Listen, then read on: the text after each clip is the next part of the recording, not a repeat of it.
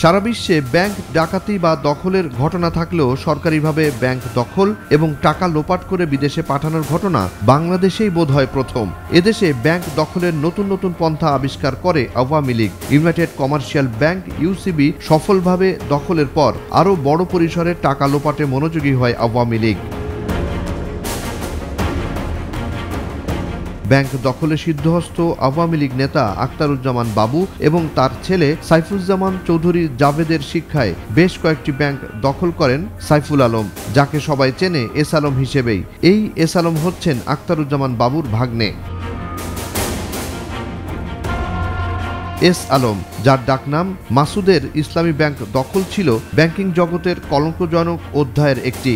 ইসলামী bank দখল হয়েছিল 2017 সালের 5 জানুয়ারি শান্তিপূর্ণ পরিবেশে, অর্থাৎ ঠান্ডা মাথায়। ইসলামী ব্যাংক দখল নিয়ে পরদিন গণমাধ্যমে খুব নিরীহভাবে নিউজ আসে। নিউজে বলা হয় ইসলামী ব্যাংকের পরিচালনা এবং ব্যবস্থাপনার ক্ষেত্রে বড় ধরনের পরিবর্তন এসেছে। ব্যাংকটির চেয়ারম্যান, ভাইস চেয়ারম্যান, ব্যবস্থাপনা পরিচালক, নির্বাহী এবং অডিট কমিটির চেয়ারম্যান পদে পরিবর্তন আনা হয়েছে। রাজধানীর 5 তারকা রেডিসন হোটেলে অনুষ্ঠিত পরিষদ সভায় ইসলামী ব্যাংকের এ বড় পরিবর্তন আনা হয়।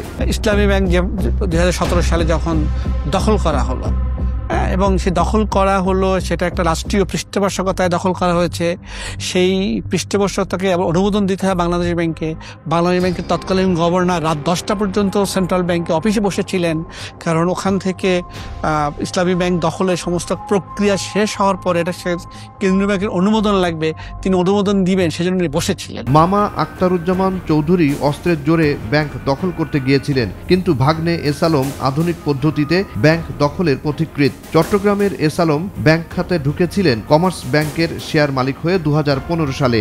ইসলামী ব্যাংক দখলের পর 2017 সালের নভেম্বরেই দখল করেন সোশ্যাল ইসলামী ব্যাংক SIBL। এ ব্যাংকের মালিকানা পরিবর্তন হয়েছিল বিশেষ নিরাপত্তা ব্যবস্থার মধ্যে গুলশানের ওয়েস্টিন হোটেলে। এভাবে এক এক করে এস আলম ওরফে মাসুদ গ্রুপের মালিকানায় এসেছিল 7টি ব্যাংক। মানে কিনে যেটাকে হস্তক্ষেপের মাধ্যমে করা হয়েছে তা নয়, এটাকে বলপূর্বক অধিগ্রহণ করে আমাদের রাষ্ট্রযন্ত্রের যেমন DGFI এবং অন্যান্য প্রশাসনিক ইয়েদেরকে ব্যবহার করে অস্ত্রের মুখেই এই ব্যাংকগুলোকে তারা দখল করে নেয়। এস আলমের ব্যাংক লুটপাট শিক্ষায় দীক্ষিত হয়ে এগিয়ে এসেছিলেন আরও কয়েকজন।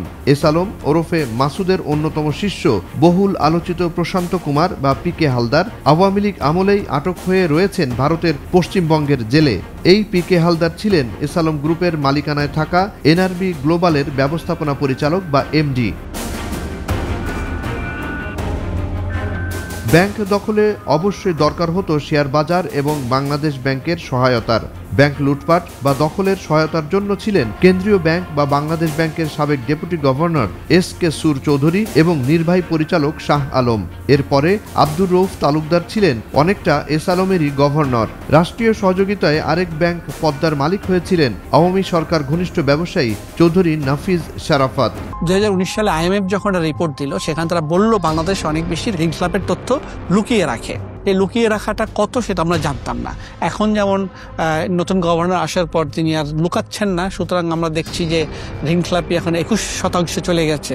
সেটা খুবই মহাবিপজ্জনক। কিন্তু এখন আমরা কাগজে কলমে 21%, তখনও এরকমই ছিল। এভাবে বিভিন্ন ব্যাংকের প্রধান হয়ে ঋণের নামে হাজারো কোটি টাকা তোলা হয়, আর শত শত কোটি টাকা ঋণ দেয়া হয় আওয়ামী লীগ সংশ্লিষ্টদেরই। জুনায়েদ আলী সাকি, বৈশাখী সংবাদ।